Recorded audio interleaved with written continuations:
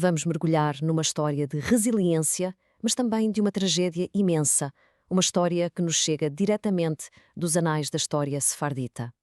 Prepara-nos para um dos capítulos mais sombrios da Inquisição. O nosso protagonista de hoje é o rabino Abraham Saba. A vida dele, como vamos ver, encapsula a dor da expulsão, mas também uma força de fé que é, francamente, inabalável. E a sua jornada vai levar-nos a um lugar verdadeiramente terrível que ficou conhecido como a Ilha dos Lagartos. E nada melhor do que começar com as palavras do próprio rabino Saba. Esta citação é arrepiante, revela uma perda que mal conseguimos imaginar e é contada por alguém que a viveu na primeira pessoa. Ok, então para percebermos a verdadeira dimensão desta tragédia, temos de recuar um pouco no tempo. Vamos até ao momento em que a esperança de encontrar um refúgio seguro foi brutalmente esmagada. A vida do Rabino Saba começa em Espanha. Tudo normal. Mas em 1492, tudo muda. O decreto da Alhambra, como sabemos, arrancou centenas de milhares de judeus das suas casas. E para muitos, Portugal, ali ao lado, com uma língua e cultura tão parecidas, parecia o Porto Seguro. O Rabino Saba foi um deles. Parem para pensar neste número. 120 mil pessoas. Não foi uma pequena migração, foi um autêntico êxodo de gente à procura de segurança, de um novo começo, e eles acreditavam que o tinham encontrado mesmo ali, do outro lado da fronteira. Mas essa esperança, infelizmente, ia durar muito, muito pouco tempo. Pois, o que parecia ser um refúgio rapidamente se tornou numa armadilha.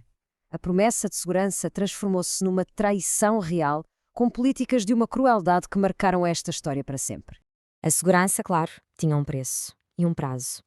O rei Dom João II viu aqui uma oportunidade de negócio, de encher os cofres. Por uma taxa de 8 cruzados, a moeda da época, os refugiados podiam ficar por 8 meses. A maioria, incluindo o nosso Rabino Saba, instalou-se no porto, na esperança de encontrar rapidamente o navio para outro lugar. O problema? Os navios eram escassos. E quando o tempo acabou, o ultimato chegou. Sem dinheiro para pagar de novo, afinal, tinham deixado tudo para trás em Espanha, os refugiados foram confrontados com uma escolha horrível. Ou se convertiam ao cristianismo, ou tornavam-se propriedade do rei. E para aqueles que se recusaram a abandonar a sua fé, a punição foi ainda mais perversa. Foi aqui que o rei ordenou o impensável, que as crianças fossem arrancadas à força aos pais. 700 crianças e adolescentes foram enviados para a remota ilha de São Tomé, uma ilha conhecida na altura por uma abundância de lagartos carnívoros. Os relatos que sobreviveram são absolutamente terríveis. Quase todas as crianças pereceram, vítimas dos predadores, da fome, do abandono. E aqui voltamos às palavras do Rabino Saba. Percebem agora? Ele não estava só a registar um facto histórico. Ele estava a descrever a sua própria dor, uma dor insuportável. É que os seus próprios filhos pequenos estavam entre aqueles que foram levados. Ele nunca mais os voltou a ver.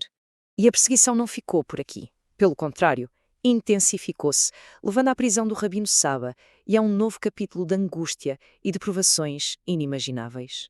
Com a morte de Dom João II em 1495, sobe ao trono Dom Manuel I, e a situação, que já era má, consegue piorar drasticamente. Para casar com a princesa espanhola Isabel, ele aceitou a sua única condição: expulsar os judeus de Portugal. Só que Dom Manuel percebeu o desastre económico que isso seria. Então, em vez de expulsar os judeus, ele decidiu expulsar o judaísmo dos judeus. Decretou uma conversão forçada em massa. Num ato de desespero paternal que é de cortar o coração, o Rabino Saba, disfarçado de cristão, ia de convento em convento. E ali ele recitava em voz alta a oração Shema Israel, a afirmação central da fé judaica. Ele agarrava-se à esperança frágil de que, talvez, os seus filhos pudessem ouvir a sua voz e aquela melodia familiar da sua fé. Em Lisboa, cerca de 20 mil judeus, incluindo o Rabino Saba, estavam encurralados à espera de navios que, na verdade, nunca iam chegar. O Rabino Saba foi preso por se recusar a converter. E na prisão, ele testemunhou um ato de fé suprema. O rabino-chefe de Portugal, Shimon Maimi, e toda a sua família foram torturadas até à morte. Eles suportaram um sofrimento que nem conseguimos descrever, mas recusaram-se a renunciar à sua identidade. Mas, apesar de toda esta escuridão, de toda esta perda, a história do Rabino Saba não acaba aqui, em desespero.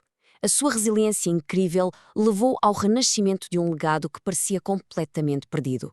Depois de 6 meses numa masmorra imunda, o Rabino Saba foi exilado para uma prisão fortificada em Marrocos. Mas ele conseguiu escapar e chegar a Fez, onde uma comunidade judaica já estabelecida o acolheu.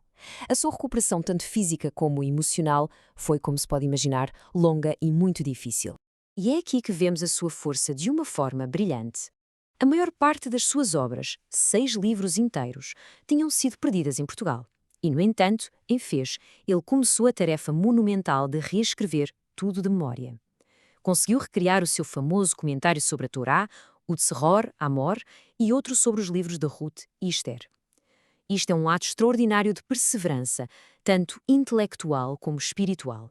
E agora, uma ligação histórica verdadeiramente fascinante. O legado do Rabino Saba sobreviveu não só nos seus livros, mas também na sua linhagem. A neta dele casou com o Rabino Yosef Karo, nada mais, nada menos que o autor do Shulchan Aruch, o código fundamental da lei judaica que é estudado até hoje. Através desta união, o espírito de sobrevivência e de erudição do Rabino Saba continuou a influenciar o judaísmo durante séculos. A história do Rabino Abraham Saba deixa-nos com esta pergunta.